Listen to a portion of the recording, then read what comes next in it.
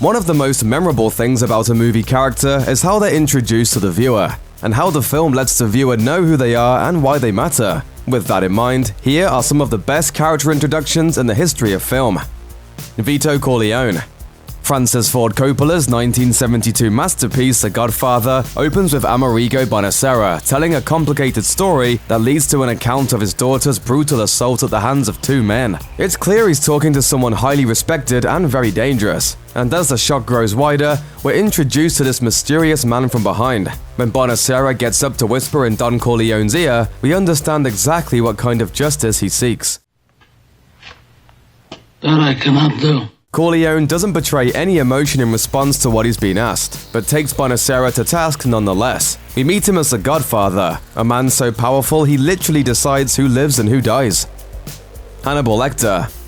When FBI trainee Clarice Starling enters the dungeon-like hallway that leads to Hannibal Lecter's cell, viewers have already heard about the brutal, cannibalistic serial killer she's on her way to meet. Starling sees a succession of horrifying men in the cells along the way. So, after all this setup, it's something of a surprise when Lecter finally comes into view. His cell is clean and has art hanging on the walls.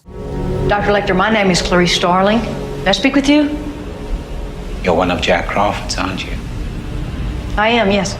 Even as he's being friendly to Clarice, there's something unnerving about him. He's being polite, but he's also testing her in every moment. It's not that Hannibal Lecter isn't a monster, it's just that he's an extraordinarily civilized one. Batman.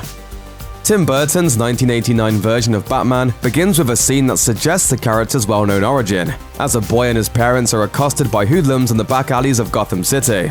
These aren't the Waynes, however, and they survive the mugging. The two criminals find a nearby perch and start sorting through their spoils, while discussing recent sightings of a bat-like figure attacking criminals. As they talk, the recognizable silhouette of Batman descends behind them before the Dark Knight easily kicks their butts.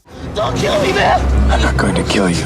I want you to do me a favor. I want you to tell all your friends about me. What are you? I'm Batman. Darth Vader. A brigade of white-armored stormtroopers breach the rebel starship Tantive 4-1st, engaging in a shootout that leaves many rebels dead and the ship filled with smoke. With the rebels on the run, the stormtroopers stand at attention as Darth Vader enters the scene. It's immediately clear, Vader is extremely powerful, and he doesn't do the grunt work. The nature of Darth Vader's power will become clear in later scenes, but for now it's enough that he's very big, very scary, and in charge. Quint. Steven Spielberg's 1975 classic Jaws is a movie about a deadly shark, but it's also a movie about a town in crisis, selfishly searching for a solution to keep their tourism industry alive.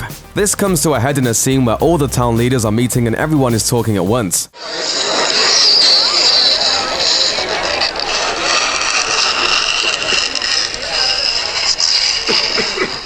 Robert Shaw's Quint enters Jaws very late, but this scene quickly makes clear what sort of man he is. He's extremely competent and he knows it. But he's also disinterested in polite social norms. He's not the guy anyone wants to work with, but he's the guy who can catch a giant shark.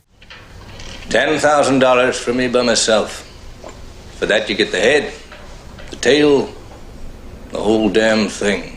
Thanks for watching. Click the looper icon to subscribe to our YouTube channel. Plus, check out all this cool stuff we know you'll love too.